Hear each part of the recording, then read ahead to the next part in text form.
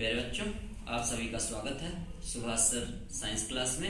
और आज हम आपके लिए लेकर हाजिर हैं 2023 के प्री बोर्ड या बोर्ड से रिलेटेड इम्पोर्टेंट क्वेश्चन जो आपके बोर्ड परीक्षा के मद्देनजर या प्री बोर्ड परीक्षा के मद्देनजर आपके लिए मोस्ट इम्पोर्टेंट है। मोस्ट इम्पोर्टेंट क्यों है, इसका एक रीजन है। स्क्रीन पे आप देखें, ब्लैक बोर्ड पे हमने लिखा है ये बोर्ड के जो पूर्व बोर्ड की परीक्षाएं, जैसे 2015, 2016 में लगातार 15 में भी पूछा, 16 में भी, फिर उसके बाद 18, 2019, 2018, 2019 लगातार, फिर आगे आप देखिए 2022 में भी ये प्रश्न आ चुका है।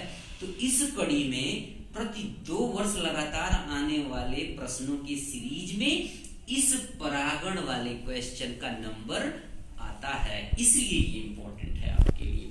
प्री बोर्ड में भी आपके काम आएगा और 2023 की बोर्ड परीक्षा में भी आएगा काम। इसलिए परागण ये बहुत आसान सा टॉपिक है और बस इसे समझने की जरूरत है। परागण होता क्या है, जैसे पुष्प देखते हैं, फूल देखते हैं, फूलों पे तितलियां, भौरे, मधुमक्खियां बैठती हैं और उसका रस चूसती हैं। रस चूस के वो उड़ती हैं, दूसरे पुष्प पे बैठती हैं, फिर वहां से उड़ के किसी तीसरे पुष्प पे बैठती हैं। तो बस यही है परागण। आइए इसे शब्दों में समझते हैं।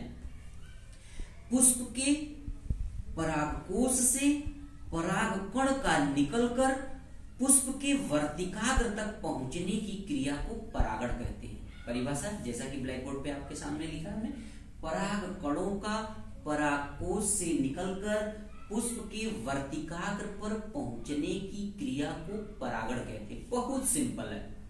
परागकणों का परागकोश से निकलना और पुष्प के वर्तिकाग्र पर पहुंचना, यही क्रिया परागण कहलाती है।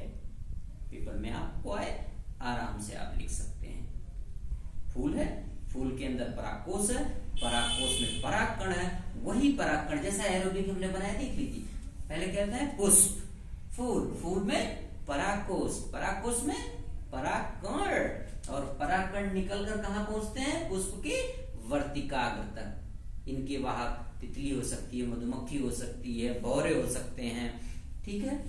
तो इसमें ये जो क्रिया होती है, इसमें कोई 2 कोशिकाएं आपस में संलयित नहीं होती हैं। इस बात का विशेष ध्यान रखेंगे और अंतर अभी से जान लेंगे। निषेचन में तो 2 कोशिकाएं आपस में संलयित होती है, लेकिन यहाँ ऐसा कुछ भी नहीं है। यहाँ पे परागकोश से परागकण निकलेगा, परागकण निकल करके पहुंचेगा पुष्प के वर्तिकाग्र तक। निषेचन इसके बाद की क्रिया है, तो इस बात को आप ध्यान रखेंगे। एक बार फिर से, परागण पुष्प के परागकणों का परागकोश से निकलकर पुष्प के वर्तिकाग्र तक पहुंचने की क्रिया को परागण कहते हैं।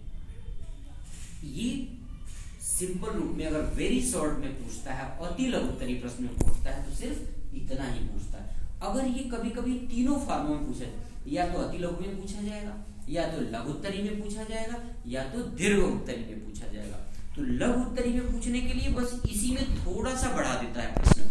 जैसे अभी पहला प्रश्न बनता है, परागण किसे कहते हैं, या परागण से आप क्या समझते हैं। अब इसे अगर लघु उत्तरी में पूछता है तो बढ़ा देता है, परागण से आप क्या समझते हैं, परागण की निम्न या भिन्न विधियों को, या परागण की कितनी विधियां हैं उसकी विधियों को भी उदाहरण सहित लिखिए। तो आइए परागण के प्रकार देखते हैं हम।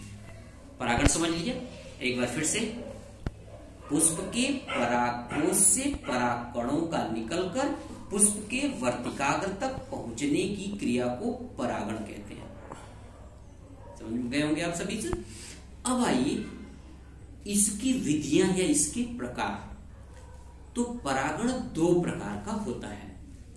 पहला परागण है स्वपरागण, दूसरा परागण है पर परागण, सेल्फ पॉलिनेशन, क्रॉस पॉलिनेशन। स्वपरागण को इंग्लिश में सेल्फ पॉलिनेशन और पर परागण को क्रॉस पॉलिनेशन कहते हैं।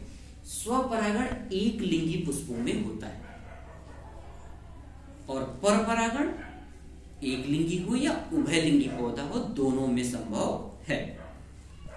इस तरह से इसका उदाहरण जैसे मटर है, मटर पी, इसमें आपका स्वपरागण होता है। गुलाब है, गुलाब का पौधा, इसमें आपका पर परागण होता है। तो इस तरीके से दो तरह का परागण, पहला परागण स्वपरागण, दूसरा परागण परपरागण। आइए अब इसको विस्तार से समझते हैं। पहला परागण है स्वपरागण, सेल्फ पॉलिनेशन। आपने देखा होगा कोई पौधा है, उस पौधे पे कई ब्रांचेस, डालियां हैं और उन डालियों पे बहुत सारे फूल लगे हुए हैं।